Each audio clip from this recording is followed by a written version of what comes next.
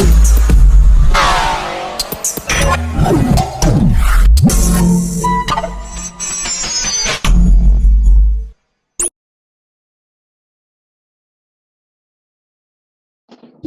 right, boys. Episode 12. I was going to say in Spanish, but I can't remember what 12 is in Spanish. So I gotta start this out with a story. Okay. You kind of know the answer to the story, but I did text both of you and said, I sent you a picture and said, did you send this to me? And you said, yes. No. I texted Ron. I texted Marcus. I texted my brother. Everybody said no. 3 of those people, including your mom, who you called. I say we even called my mom. Yeah, you called her out. She said, no, but I wish I would have. So it was 3 people that wanted to claim it, but didn't. So anyway, I'm working from home. Allie comes down the stairs the other day and says, you have a package. I just went in the gutter. I said, I didn't order anything. She said, well, there's a package here for you. And I've had some issues in the last month of my stuff getting, my card getting tampered with and compromised. Right. Yep. So she hands me this package. It's a brown package from Walmart.com. I'm like, I didn't order anything from Walmart.com, and I don't have an account from Walmart.com. So I go to Walmart, type in the code because there was a receipt in there. So I type in the order number, but I asked for an email. I don't have an email, so I couldn't find it. In the package was a DVD Scarface Gold Edition. Yep. And then you and Allie both reminded me that at one time I brought up when we did the Tiger King podcast that I mentioned I'd never seen Scarface. Correct. So this was driving me nuts because I didn't know who had sent it to me. I knew it had to be somebody that knew my address. So then Allie remembered that one of her relatives, her cousin Casey, had asked her mom and asked to keep it a secret. So I wanted to publicly say, thank you, Casey. You know, I texted you and thanked you. Casey sent me this and said he was listening to Tiger King podcast. He said, I had to take a minute and think about what you just said, rewound the podcast and said, holy shit, he's never seen Scarface. And so Casey, thanks. Still need to watch it. And I will get this watched. He said he tried to make a movie night out of it, send us popcorn, but the only thing you could buy was a 48 pack of popcorn. So I'm eating popcorn for days. So thanks, Casey. Ross, right. I told Kyle we just need to mention that we haven't seen other stuff, or we need other stuff. Yeah, that's true. Yeah, you never know. I don't have a new truck. Yeah, I don't have a new A5100 Sony camera. Yeah, send me an email, the business email, for you need the address. Oh man. So a couple things we want to talk about: the draft, winners, losers, grades. The Jordan documentary, obviously, I think is the other one. And then there has been some plans leaked, revealed of some sports coming back and their plans to come back and kind of some timelines. So we'll start with the draft. And I want to hear you guys as winners, losers. Okay. Adam, what you got? You want to start? All right. Winners. As much as I hate to say it, I think Dallas had a very good draft. I think Lamb. I don't think they needed Lamb in the first round, but I think it was a good pick for them, and they may have stolen it from Philly, from a division rival. Yeah. Diggs in the second round was also a good pick. I think they just had a solid draft. Minnesota, I think, did really well with 15 picks, I believe they ended up having, which is unbelievable. And obviously the Bills, I liked their draft. I'll say when they drafted Fromm on Saturday, I was very negative about it. I didn't know what the hell they were doing, but now I've had 3 days to think about it. I like it more. Obviously Allen plays running around. You never know when he's going to get hurt. Obviously Barkley's there for veteran, and if something happens and Fromm comes in and plays 3-4 good games, you may be able to trade him for, a third or fourth round pick. And I think Chris Mortensen said that he had texted Bean after they made the pick, and Bean said we had no plans to take a quarterback, but it was way too much value there in the 5th round. Because he just kept dropping, and obviously it was because of the bad combine he had. But not thinking about it, I think it was probably a good pick, and I thought they had a great draft. And Epinenza, I think, was a great pick. He was supposed to be, I think initially it was anywhere from 15 to 25 projected. So with him being there at 54, I think that was a hell of a pick at that point. Yeah, those are good points on Fromm. I agree. When they first drafted him, I was scratching my head also, because my initial thought was, okay, the Bills seem to be all in on Josh Allen. You could probably find a veteran backup.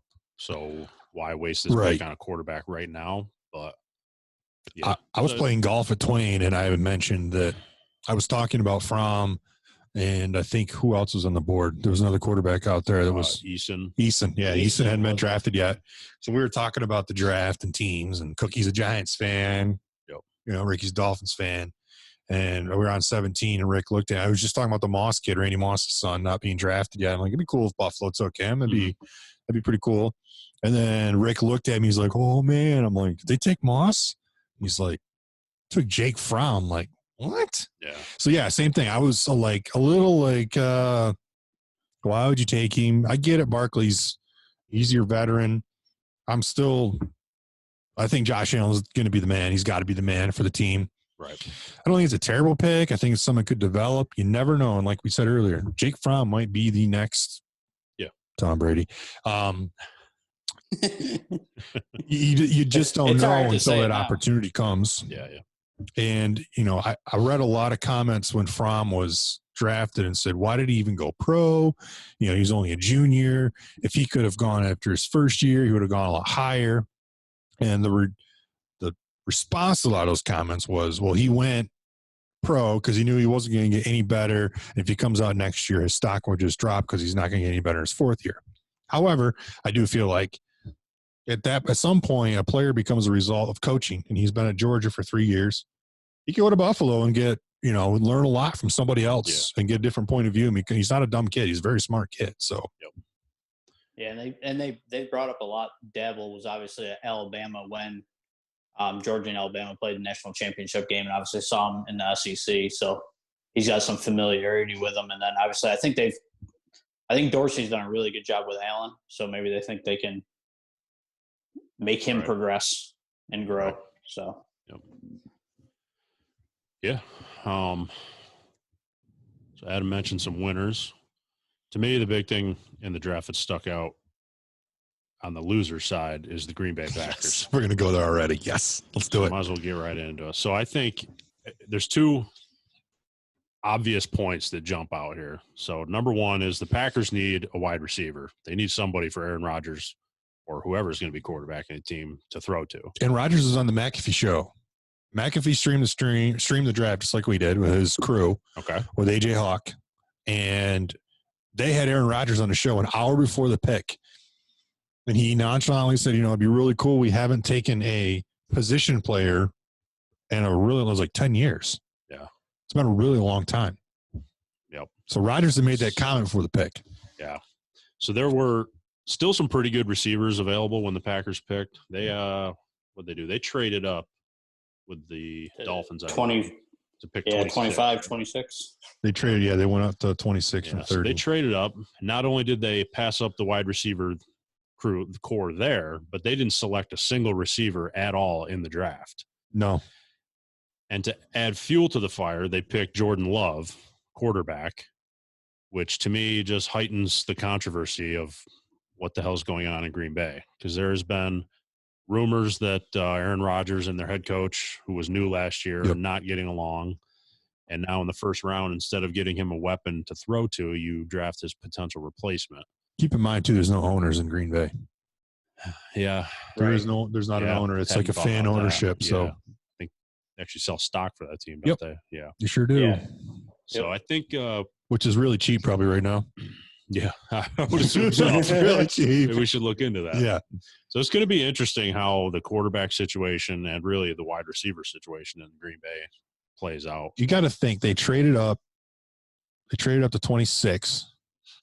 Mm-hmm. The big picture is they traded up from 30 to 26 for a backup quarterback that might sit 3 years. They don't need now. And then there wasn't a single wide receiver taken from 26 on. And then 1 and 2. I mean, it's great wide receivers taking a second round. You got T. Higgins and Michael Pittman Jr. There was some good wide receivers taken in the second round that they could. I mean, Higgins or Pittman could have been a potential first rounder for the Packers. Probably should have been, honestly. I mean, it really should have been. So I have no issue with them drafting Love. Obviously, they should have probably drafted a receiver at some point in the draft. Obviously, they've done this before. Favre was 36 as well when they drafted Rodgers, and that's how old Rodgers is now. So, and obviously they've had a good core of quarterbacks with Favre and Rodgers over the last, 20 years, 24 years, however long it was. So I don't have an issue with them drafting Love at that point if they think he's their guy and they can take him. But you got to take a receiver. Yeah. They did it with Favre, but they did it with Favre at the same age. I get what you're saying. But Favre didn't have 4 years on his contract, and he had 3, and they ran him out of town after 2. Yeah, well, he played. I just looked up. He played 3 years after Rodgers got drafted. Right. So yeah. So I mean, obviously, contract plays a lot into it, but yeah, I think they basically ran Favre out of town. Yes, but they still needed. They had to take a receiver. I don't know why they didn't. I mean, I get, and I'm not in any way trying to put Jordan Love down because, like you say, he could be their quarterback of the future, and that's never a bad thing to find. It's definitely not his fault.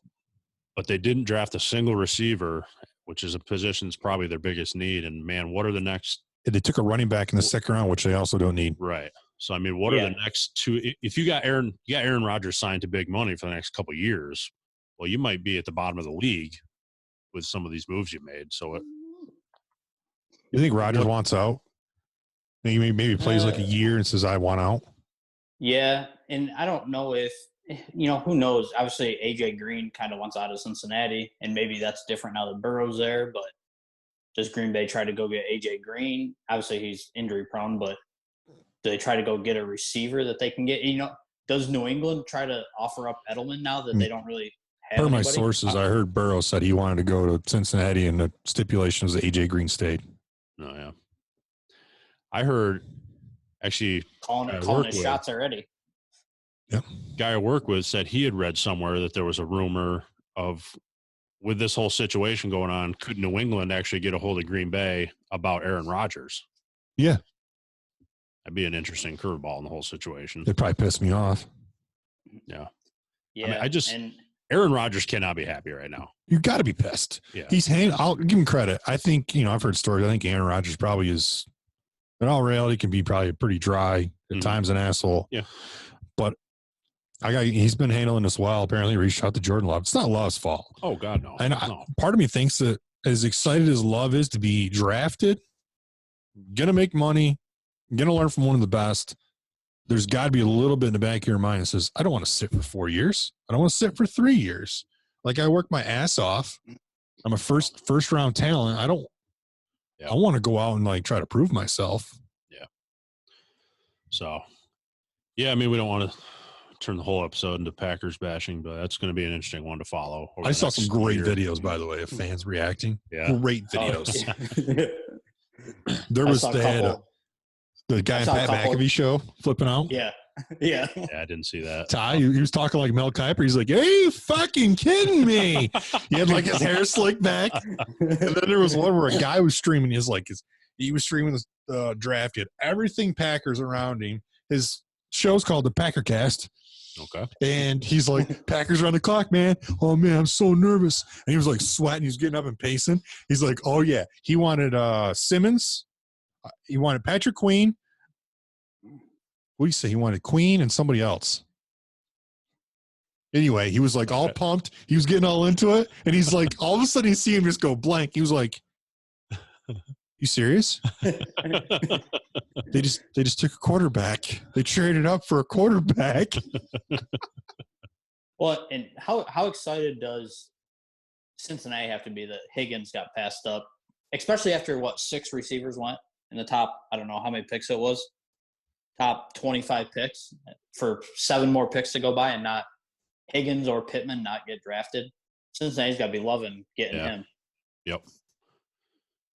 Yeah, I thought Cincinnati did a pretty good job overall. They're be another interesting team to follow. Obviously, anytime you have the number 1 overall pick, the spotlight's on you for the next season. But I think I think the keys of the draft every year for every team. If you're a GM, your big goal is to get better. Mm-hmm. But if you can't get better, don't get worse. Like at least fill in your gaps. Yep. And if somewhere down the road the draft picks don't work out, they don't work out. Yep. But I think the only loser of the draft is Green Bay. And then the other semi-loser, I'm going to call it, is Pittsburgh. I'm going to say Pittsburgh because Pittsburgh, in my mind, needs a quarterback, and they didn't draft a quarterback, which makes me think I'll just dive right into it. Cam Newton goes to Pittsburgh. That's just my thought.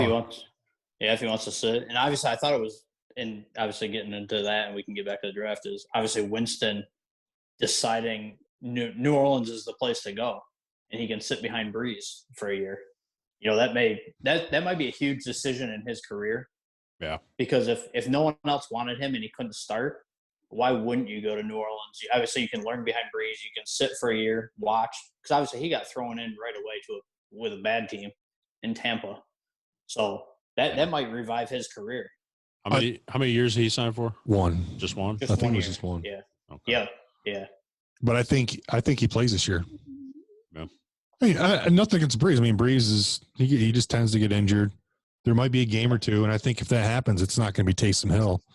Right. It's going to be Winston. Look what it did for Teddy Bridgewater. Yeah. I mean, he started, 4 or 5 games and got paid going to Carolina because of it.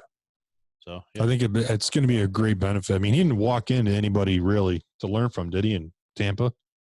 No, he started from day one. Yeah. And they had a defensive coach there, so it didn't help him. Mm-hmm. But I thought Kansas City also was mediocre. Obviously, they took a running back. Yeah, they took a running back first round, which was obviously they needed, but they didn't really. I thought there were some other guys they could have taken, but right. What do they need? And obviously, they're Super Bowl champs, so it's hard to. Yeah, they're Super Bowl champs with.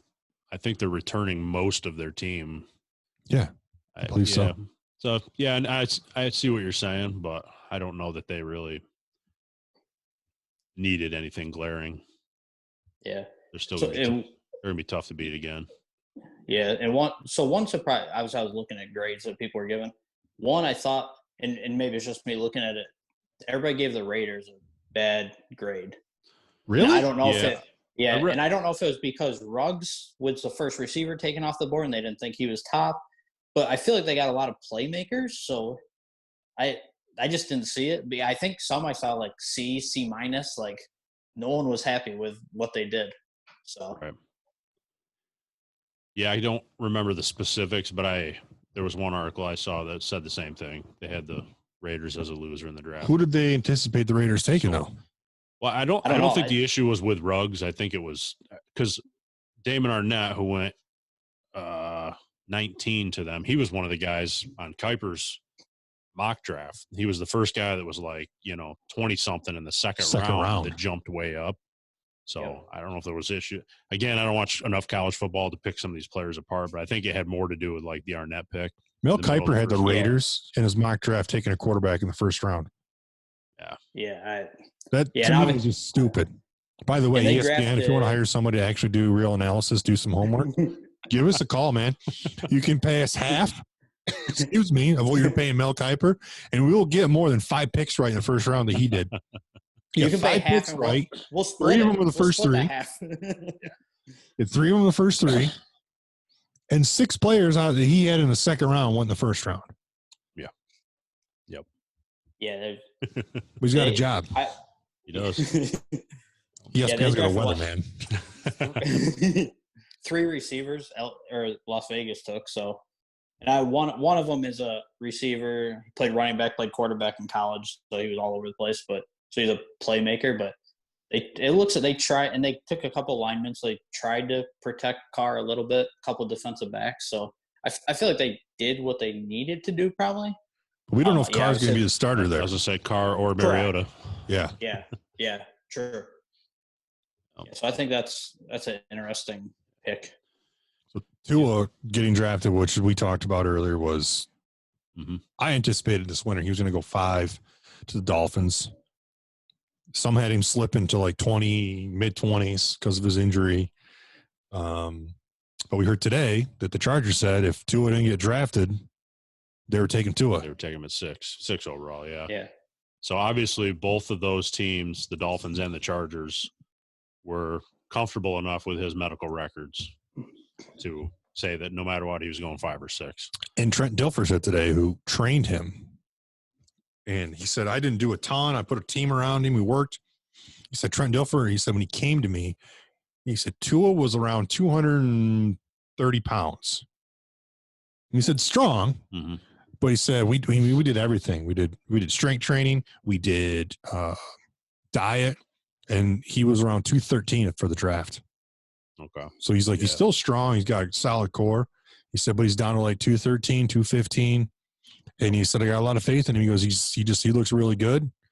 He goes, some of those videos released weren't planned. It was kind of happened. He goes, I leave that to the agent, but they decided like, you know what? We're hearing all this chatter. You can't ignore it. He's, you can't, in today's day, you can't ignore it. He goes, you lay in bed, you sit on the crapper, you're going to read it. It's, your name's out there. So do you think, so that tells me the Chargers were happy with either Tua or Herbert. So I assume if they really wanted Tua that bad, they would have tried to, and maybe they did try to move up, but. Yeah, we never know what trade negotiations went on that didn't pan out, but yeah, you got to assume the Chargers were okay with either one. If they were both available, they were going to go with Tua, but obviously they were okay with Herbert because they took him. So yeah, I think my big winners were the Bengals. I thought the Bengals made very good use of their picks with Burrow and T. Higgins. I think the Lions got better. Lions, taking a great defensive cornerback. Then they got DeAndre Swift, which is nice. I still think the Lions need to look into a quarterback. Yes. Yeah. I don't want to say Cam could go there. It's a possibility. I don't think it's a possibility because people just don't want to go to Detroit. I just don't. Nobody wants to play there. I mean, I can think of 2 great football players who retired because they couldn't get out of Detroit and they wouldn't trade them. Correct. Megatron and Barry Sanders. Yeah. And then I would say the Dolphins. I thought the Dolphins did a very nice job. Yeah. With their picks. I mean, without knowing what New England's doing at quarterback yet, to me, I think you got to assume the Dolphins are kind of sitting as the favorites come in second in that division. Really? Yeah. Yeah. Yeah. They did enough. Yeah. New England, to me, didn't really do anything to win or lose the draft. I don't think they got better. I don't think they got worse. They took a D2 kid that Adam loves and thinks he's going to be the defensive player, rookie of the year. Yep. I wish I wouldn't have said that now. You hated that prediction once they drafted him, didn't you? I did. I think we can all agree that they need a quarterback. Yeah, and admittedly, I don't know anything about Stidham, but to me, it's a coin flip between 3 or 4 guys right now. Isn't it Hoyer and Stidham? That's all they have there, right? Correct. Yes. They need a quarterback. They talked to Belichick, and he said the plan was to take a quarterback. Really? So I'm wondering if they saw Fromm still sitting there, and they said, "Oh," and then obviously the Bills took him. Were they planning? Because I'm guessing if the Bills don't take him there, because New England had to pick 2 or 3 after, they'd probably take Fromm. I actually thought that maybe they would take Fromm or Eason, but yeah, and so was that another pick that Buffalo's like, hey, we could take? Obviously, they probably liked Fromm and liked the value at that point, but could we take him and he's can't go to New England? Chance he's going. Yeah, he's going to New England after us. So right. They need a quarterback, but I also heard that, per my sources, again, that New England has no interest in Cam Newton.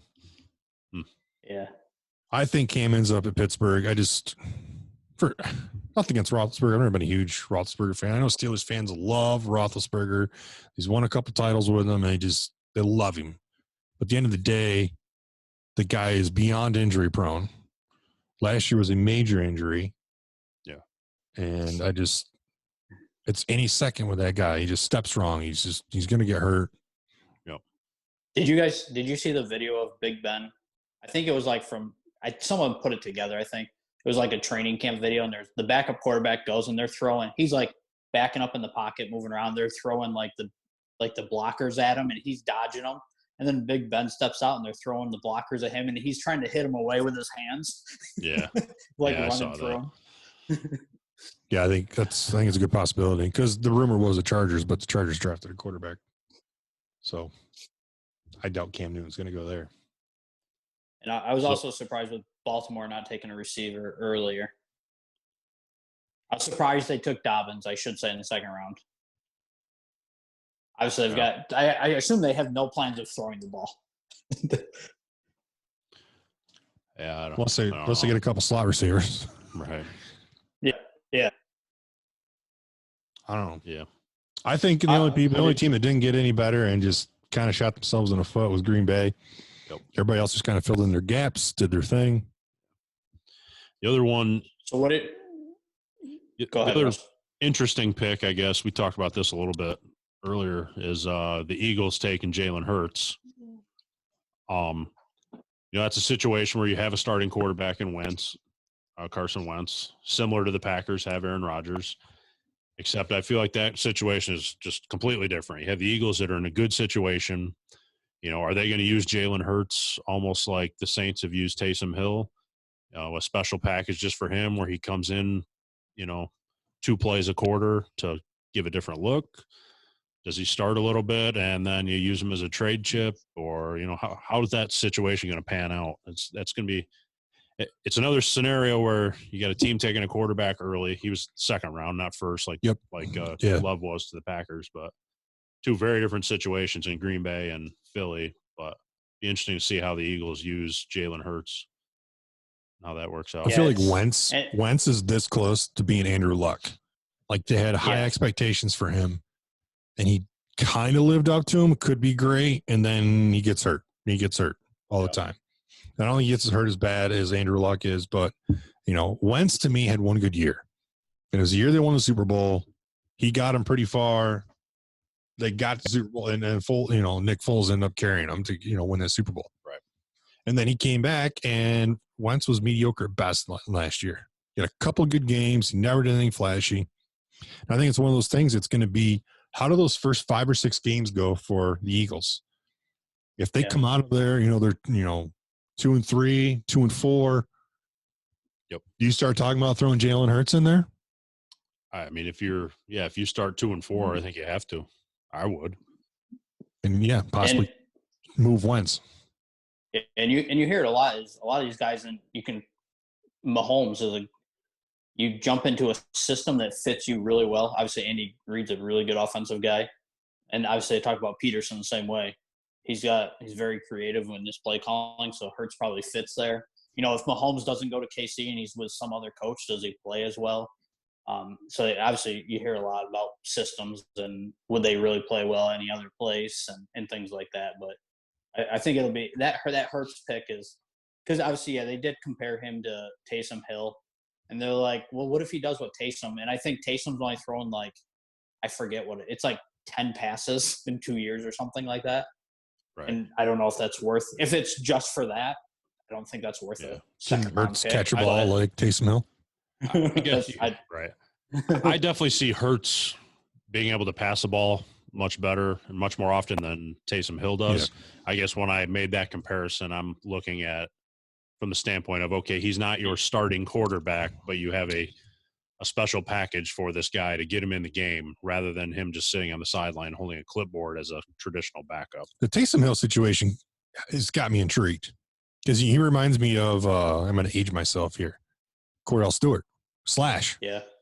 Yep. And, Sean Payton, first of all, they put high expectations on him as far as if you want him, it's going to cost you. So they put a first-round tag, or was it a first-round tag? Yeah, I think so, yeah. You have to want him to give up at least a first-rounder. Right. But then Sean Payton said, Taysom Hill's great, man. He's like Steve Young. So he compares him to Steve Young. Then Breeze gets hurt, but Bridgewater goes into play. Right, and you leave Steve Young on the bench. bench. Yeah. And he signed what, 2-year deal? He I just think re-upped. so. Yeah. Relatively cheap too. I mean, obviously. Yeah. Yep. So what did you guys think overall with the virtual draft? I thought it went. Wait, our virtual draft or ESPN's? Because they both went both. They're both, yeah. Yeah, I think the NFL came out looking very good in this. They didn't have any major issues.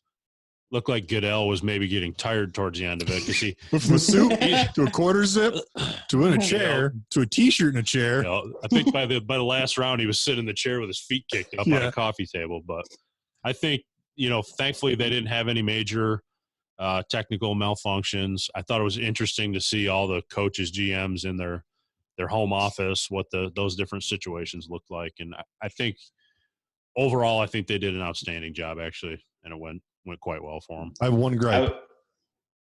The kids. No, that was my gripe that night. But no, go. Did you think it went well? Yeah, I thought it went well. I wouldn't be surprised to see more of that. Obviously not everyone at their homes, but a similar thing. Players at home, just with their families, not sitting back in a huge conference room. To me, it's not that much different than how the draft used to be. You picked up a phone, you called in your pick.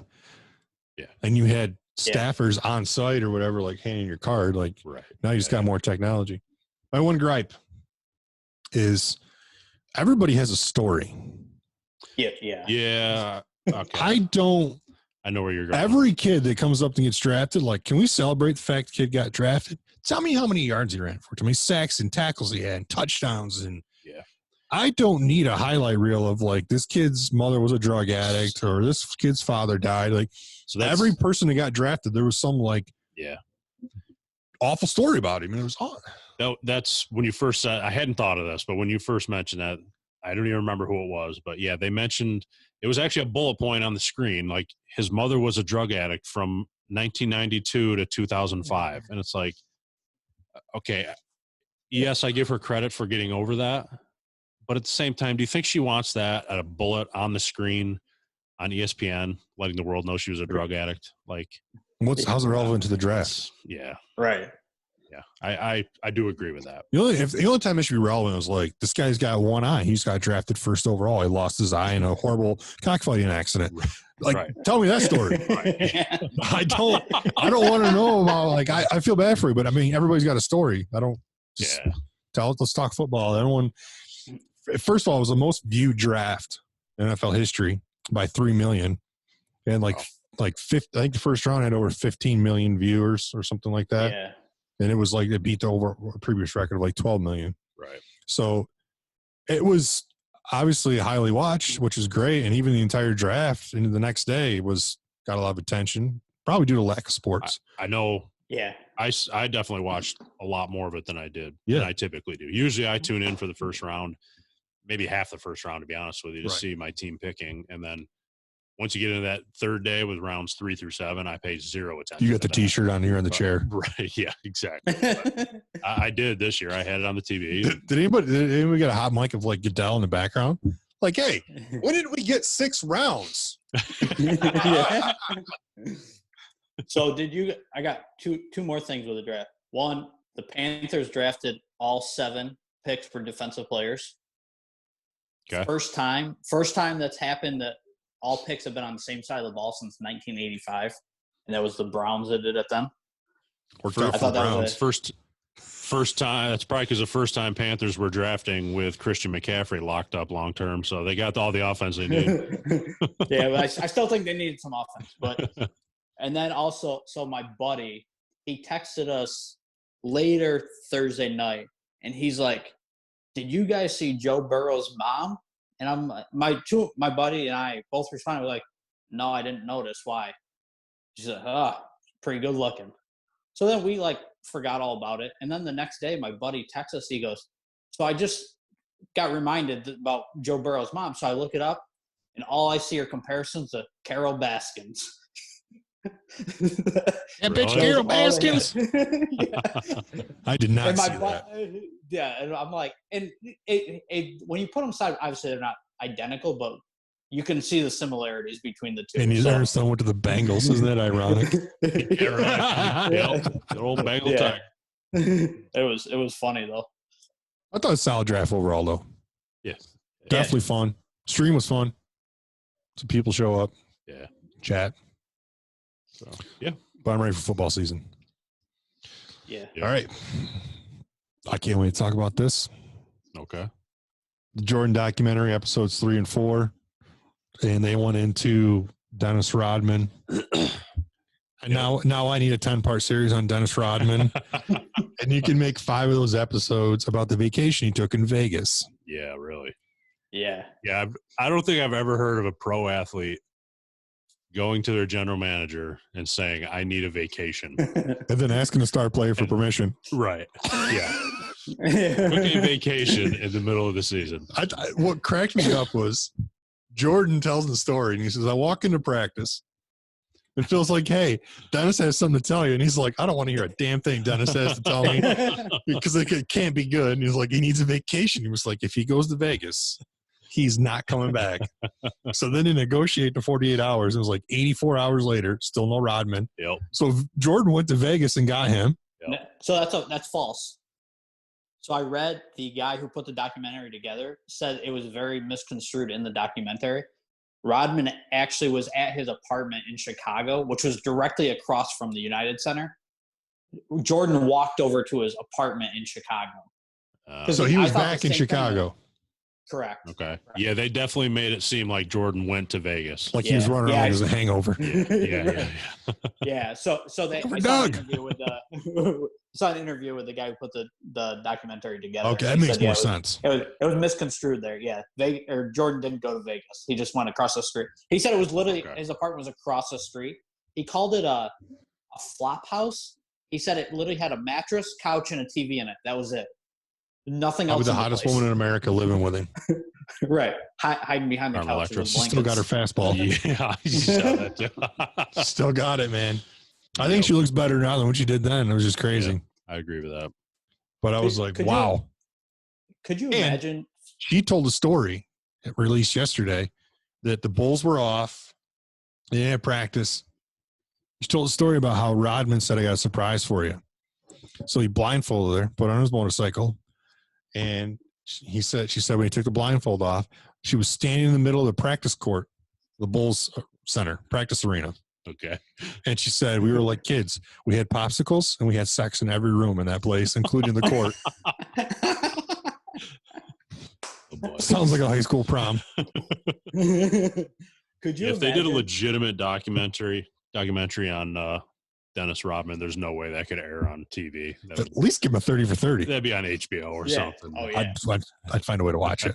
But yeah, I love this documentary.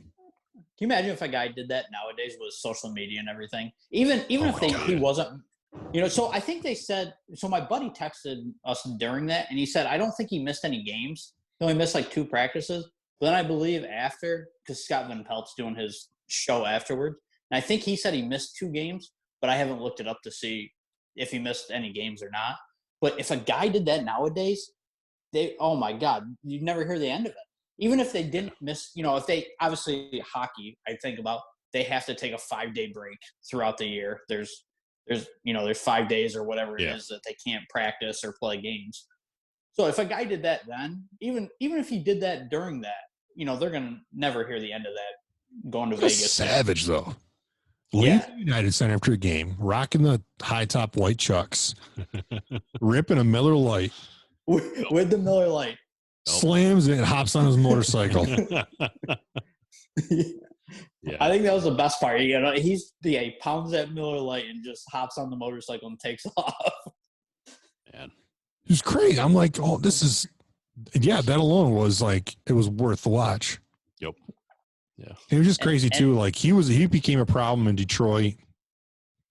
And then when they wanted him in Chicago, the only reason they brought him in is they thought that he would respect Jordan and Pippen, and they'd be able to handle him. They basically left it up to the players and Phil Jackson to tame him, and they did. But he was still Rodman. I mean, it was crazy. So did you guys see the video of like Pippen tackling him in the Lakers game? So when you get thrown out, it was a close game. He tackled him. Yeah. to get him off the court.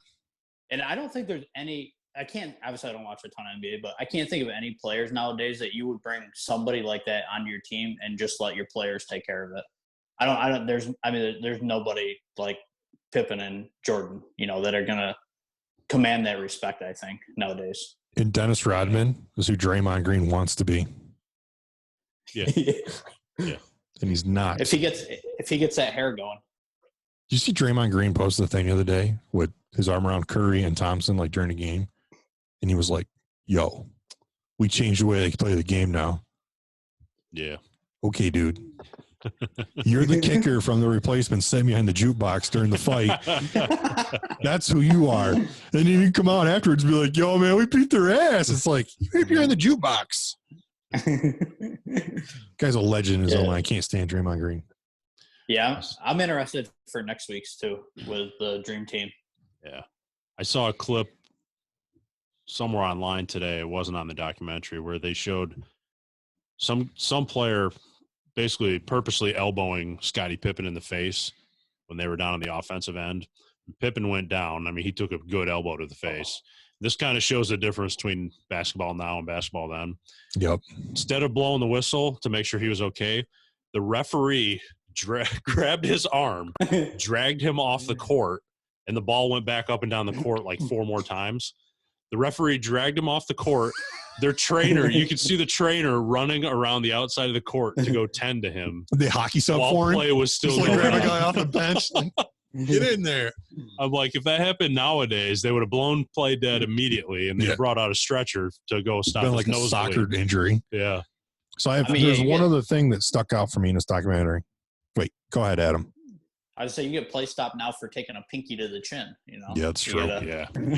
Could you imagine how bad LeBron cries now? How bad he would cry then? I mean, Jordan got his ass kicked playing Detroit going to the rim, but another guy's Harden. And I saw a lot of tweets about him during the documentary. Like, I mean, I think Harden's worse than LeBron, I think, but they're both bad. I mean, there's some highlights of Harden. Obviously, he's got the beard where players will try to swipe at the ball and they hit his beard, and he acts like his jaw's broken. And it's like, dude, they just grazed your beard hair. And I think that's my only gripe with LeBron. I agree Harden is worse. LeBron, for being such an amazing player, I wish he would just stop whining so much. Yeah. Right. I think that's my biggest gripe with him. So the other thing in the documentary, during the first 2 episodes, they interviewed Isaiah Thomas, and I texted Matt and I said, I want to know why Isaiah Thomas is in this documentary, because I know that Jordan hates him. Yeah. Yes. There is no love lost there. And did you say next week's Dream Team? They talk about Dream Team? I think that's what they showed.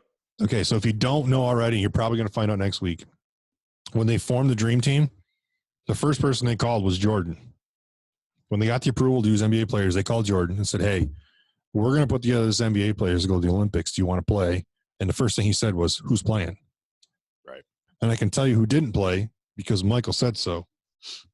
And it was Jordan. Yeah. And if you don't believe that, Chuck Daly was a coach.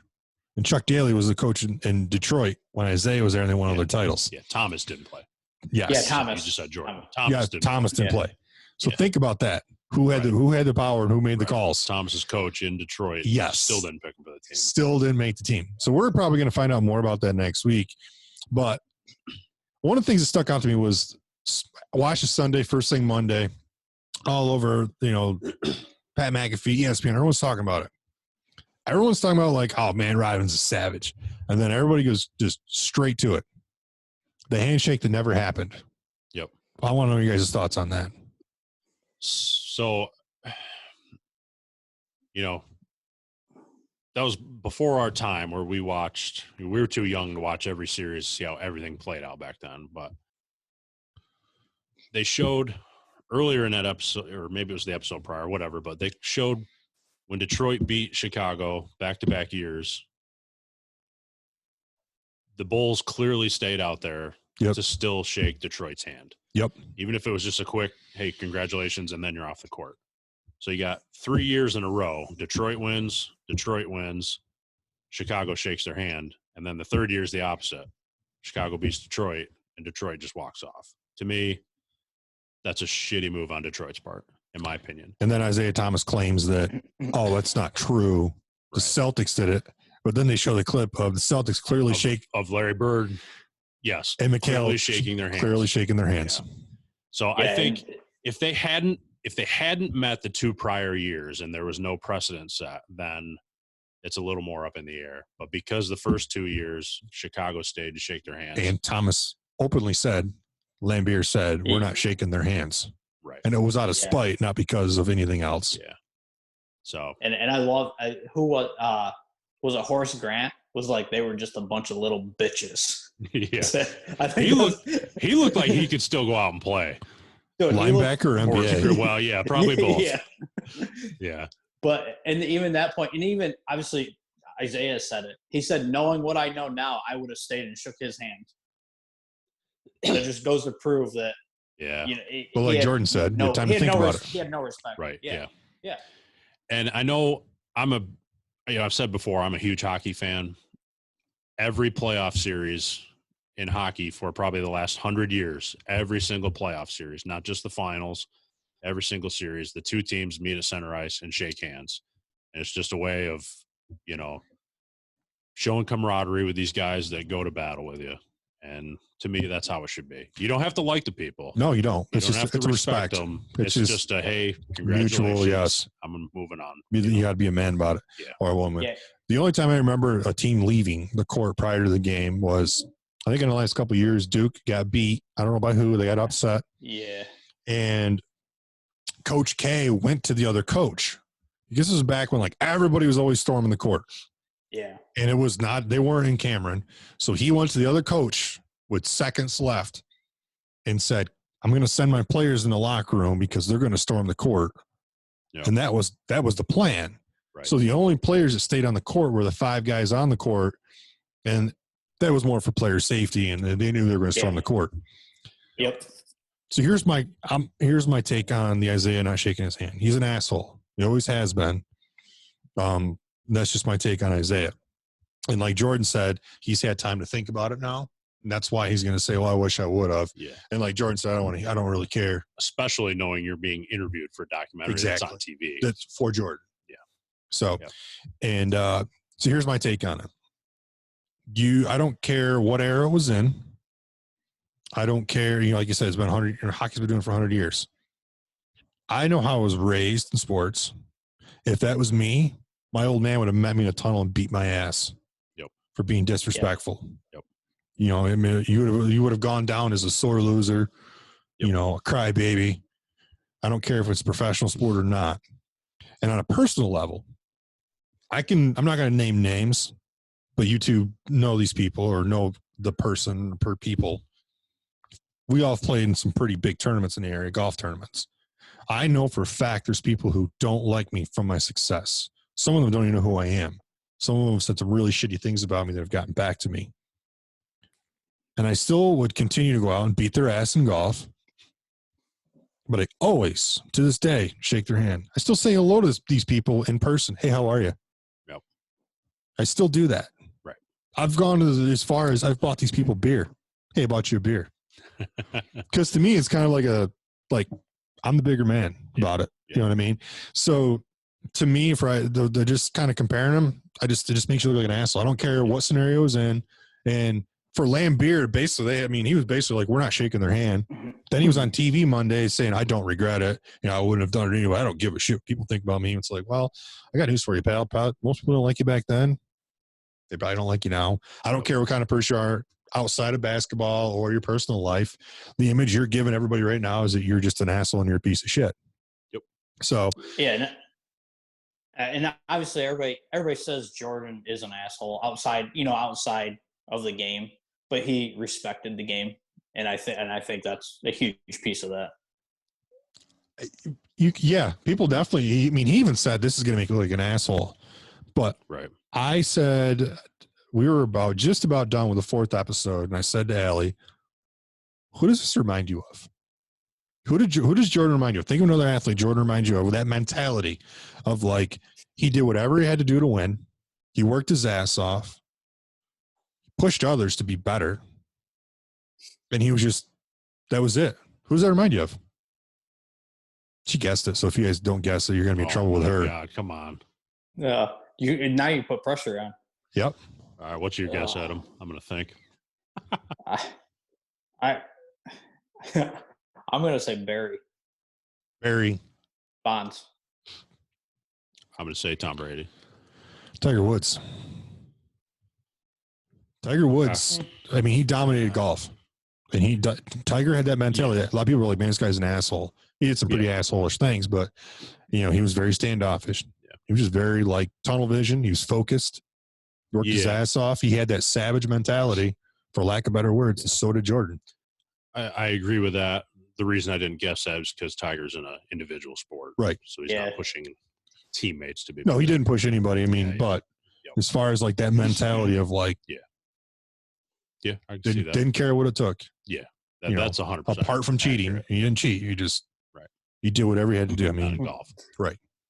And even now, still, I saw a quote from Ricky Fowler today. I think because he's played with Jordan a few times, and he said, if you want to get ready for a major, go golf with Jordan. He'll bet you any amount of money you want just to make you uncomfortable. He said it's the most pressure situation I've been in outside of, a major.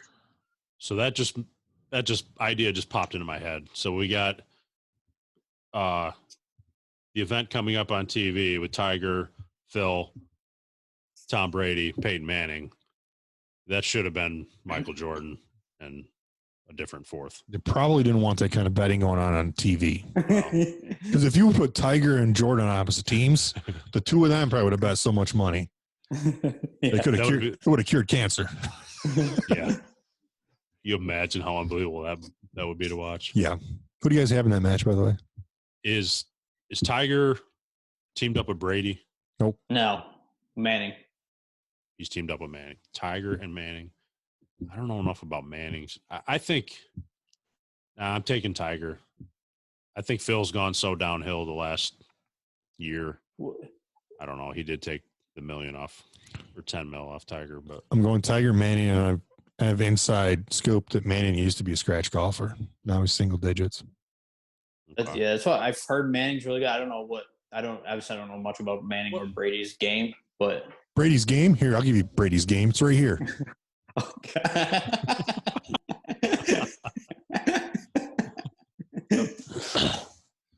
Have they said what format they're playing? Is it?